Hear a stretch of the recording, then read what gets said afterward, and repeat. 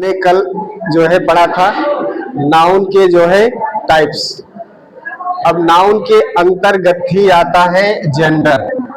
क्या आता है? हाँ, जेंडर मतलब होता है लिंग। लिंग का मतलब होता है कि वो बताएगा कि वो स्त्री है कि पुरुष।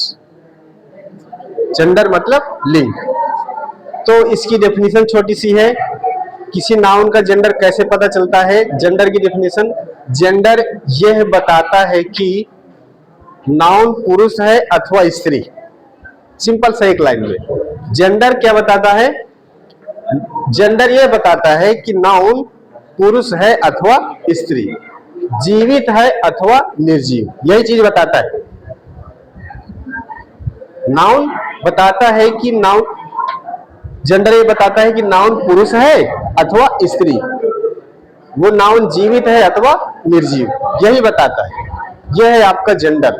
जैसे टेबल, तो टेबल तो निर्जीव है, यही जेंडर बताता है कि वो आपका न्यूटर जेंडर में आएगा।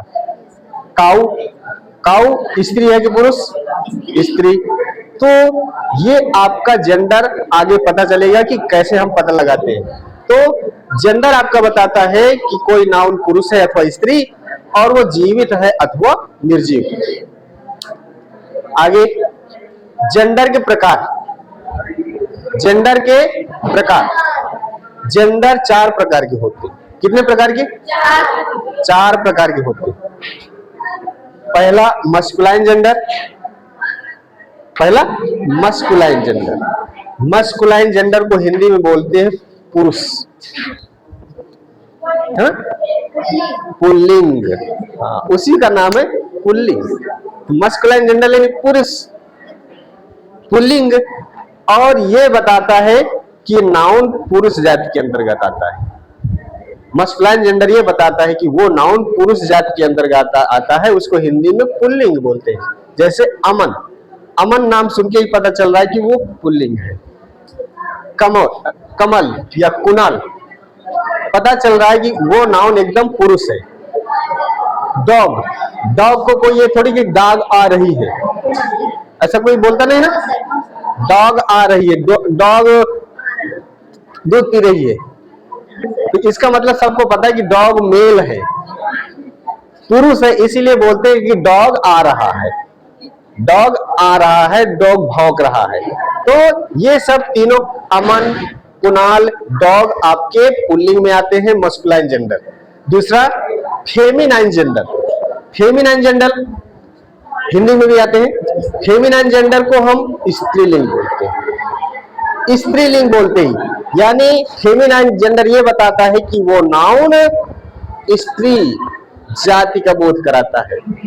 फेमिनाइन जेंडर ये बताते हैं कि कौन कौन से नाउन स्त्री जाति के अंतर्गत आते हैं, यानी फेमिनाइन जेंडर के अंतर्गत सारी स्त्री जाति के नाउन आते हैं। जैसे अर्पिता, वुमेन, अर्पिता नाम लिया तो पता चल गया कि लड़की है, फीमेल है। वुमेन, वुमेन यानी औरत, औरत जाति का। काऊ, गाय, तो गाय को ये थोड़ी कि गाय दौड़ रहा है ना, गाय सींग मार रहा है, तो गाय सींग मार रही है, ये पता चल रहा है कि गाय एक फेमिनाइन जेंडर है, स्त्रीलिंग में इसलिए रखा गया है। 2 हो गए। तीसरा number common gender. Common gender बार बार आता है, पहले भी बता चुके हो। तो कॉमन जेंडर के अंतर्गत दोनों आते हैं, इसका नाम ही है कॉमन जेंडर का मतलब उभय लिंग। कॉमन जेंडर मीन्स उभय लिंग, उभय यानी दोनों को शामिल करता है, स्त्री जाति को भी शामिल करता है और पुरुष जाति को। कॉमन का मतलब ये दो सब शामिल होता है इसमें। उभय लिंग, स्त्री जाति और पुरुष जाति दोनों जिसमें शामिल होती है उसको कॉमन जेंडर बोलते हैं। जैसे स्टूडेंट्स बताया, स्टूडेंट्स दोनों होते हैं, लड़की लड़का, गर्ल्स बॉयज। टीचर्स दोनों होते हैं, स्त्री पुरुष कोई भी हो सकता है टीचर्स। डॉक्टर्स, डॉक्टर्स भी कोई भी हो सकता है, चाहे स्त्री हो चाहे पुरुष, डॉक्टर्स में। तो ये आपका तीनों जो है students, teachers, doctors common gender में आएंगे। चौथा और लास्ट न्यूटर जेंडर।